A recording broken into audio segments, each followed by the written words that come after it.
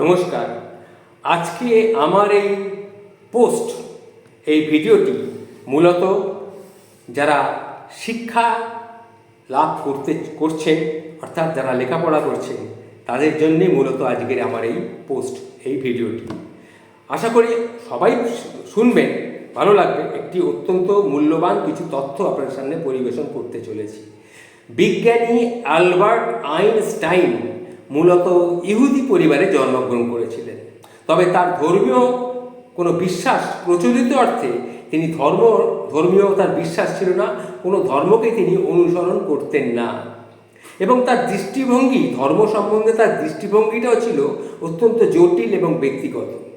Albert Einstein 1879 সালের 14ই March জার্মানির উলম শহরে একটি ধর্মনিরপেক্ষ ইহুদি পরিবারে জন্মগ্রহণ করেন।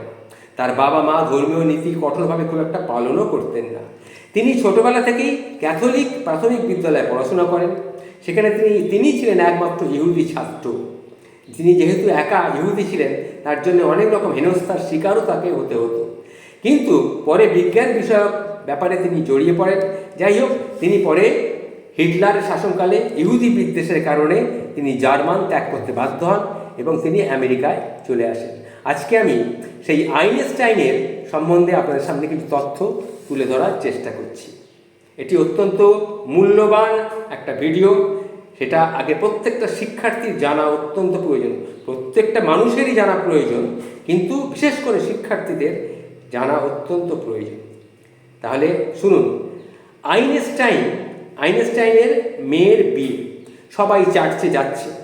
প্রতিমধ্যে উনি মেয়েকে বললেন, তুমি চার্চের দিকে যাও, আমি ল্যাব থেকে 10 মিনিটের মধ্যে আসছি। তুমি যাও, আমি 10 মিনিটের মধ্যে ল্যাব থেকে ঘুরে আমি আসছি। উনি চার্চে, সেই সময় মেয়ে চলে গেল। উনি কিন্তু আর চার্চে এলেন না।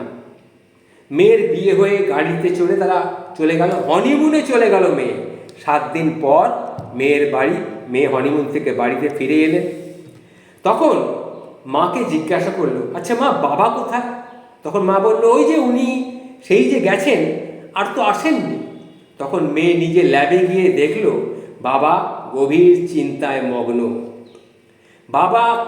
তখন বললো, বাবা কি ব্যাপার? মা বললেন, তুমি চার্চে যাও, আমি কাজটা 10 মিনিটের মধ্যে শেষ করে আসছি। এইরকমই গভীর ধ্যান, এইরকমই অধ্যবসায়। এই হচ্ছেন পৃথিবীর শ্রেষ্ঠ বিজ্ঞানী স্যার আলবার্ট আইনস্টাইন। এই হচ্ছে আইনস্টাইন। এটা একটি মজার ঘটনা। যাই হোক, 1935 সালে প্রিন্সটন ইউনিভার্সিটিতে তাকে একবার প্রশ্ন করা হয়েছিল, গবেষণার জন্যে আপনার কি কি দরকার? তখন আইনস্টাইন বললেন, বিশেষ কিছু না, একটা ডেস্ক, কিছু কাগজ আর একটা পেন্সিল। সঙ্গে দরকার বড় একটা ডাস্টবিন, যেখানে আমার সব ভুলে ভরা কাগজগুলো আমি ফেলব। এটাও একটা মূল্যবান বিষয়। এবার আপনারা ভেবে নিন আইনস্টাইন কীরকম মানুষ ছিলেন, কীরকম ব্যক্তিত্ব ছিলেন, কীরকম তার মস্তিষ্কটা ছিল। এটা চিন্তার বিষয়। এরপরে আরেকটা ঘটনা বলি। বেলজিয়ামের রানী আইনস্টাইনকে নিমন্ত্রণ করেছেন। তিনি তাকে স্টেশনে হাজির হয়েছেন তার গাড়ির বহন নিয়ে, কিন্তু আইনস্টাইনকে খুঁজেই পাওয়া গেল না। কিছুক্ষণ পর দেখা গেল একটা অত্যন্ত সাদাসিধে পোশাক পরে বেহালা বাজাতে বাজাতে তিনি রাজপ্রাসাদে গিয়ে হাজির হয়েছেন। আইনস্টাইন হাজির হয়েছেন রাজপ্রাসাদে বেহালা বাজাতে বাজাতে। এটা দেখে রানী খুব লজ্জিত হয়ে পড়লেন। তিনি জানালেন যে তাকে আনতে রেল স্টেশনে গাড়ি গিয়েছিল, কিন্তু তাকে না পেয়ে ফিরে এসেছে। আইনস্টাইন তখন তাকে কি বললেন জানেন? বললেন, দেখুন রানীমা, আমি ইচ্ছে করেই ওই গাড়ির বহরকে এড়িয়ে গেছি। পায়ে হেঁটে বেহালা বাজাতে বাজাতে আমি এসেছি। যদি গাড়িতে আসতাম তবে কি আমি এইভাবে বেহালা বাজাতে পারতাম? সাধারণ মানুষের মতো শহরটাকে দেখতে কি আমি পারতাম? এইটাই হচ্ছে আইনস্টাইন। এইরকম সহজ সাধারণ মানুষ ছিলেন তিনি। তবে সবচেয়ে মজার গল্পটা কি জানেন তো? সেটা শুনুন। আইনস্টাইনের আপেক্ষিকতা তত্ত্ব, অর্থাৎ দি থিওরি অফ রিলেটিভিটি, এটা আবিষ্কারের জন্যেই তিনি পৃথিবীতে সর্বাধিক পরিচিত। কিন্তু মজার ব্যাপার, তিনি কিন্তু এই আবিষ্কারের জন্য নোবেল পুরস্কার পাননি। বলা হয়ে থাকে পৃথিবীতে হাতে গোনা কয়েকজন বিজ্ঞানী তার এই তত্ত্বটি বুঝতে পারেন। সবাই কিন্তু এই থিওরি অফ রিলেটিভিটি সবার বোঝা, সবার সাধ্য নয়। খুব কয়েকজন সামান্য বিজ্ঞানী তার এই তত্ত্বটি বুঝতে পারেন, এটাই বলা হয়ে থাকে।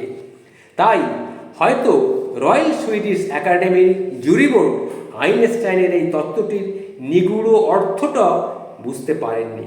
তাই সে বছর নোবেল তার কপালে না জুটল 1921 সালে আলোক তড়িৎ ক্রিয়া অর্থাৎ ফটো ইলেকট্রিক এফেক্ট এইটা ব্যাখ্যা করে তিনি পেয়েছিলেন পদার্থবিজ্ঞানে নোবেল পুরস্কার। এই হচ্ছে স্যার অ্যালবার্ট আইনস্টাইনের জীবনের কিছু কিছু ঘটনা আপনাদের সামনে তুলে ধরলাম। উনি একজন অত্যন্ত নমস্য বিজ্ঞানী ছিলেন, পৃথিবী বিখ্যাত বিজ্ঞানী ছিলেন। ওনার অভাব আমরা প্রতিনিয়ত অনুভব করছি। প্রণাম স্যার অ্যালবার্ট আইনস্টাইন, তোমাকে শত শত প্রণাম। ভালো থাকবেন।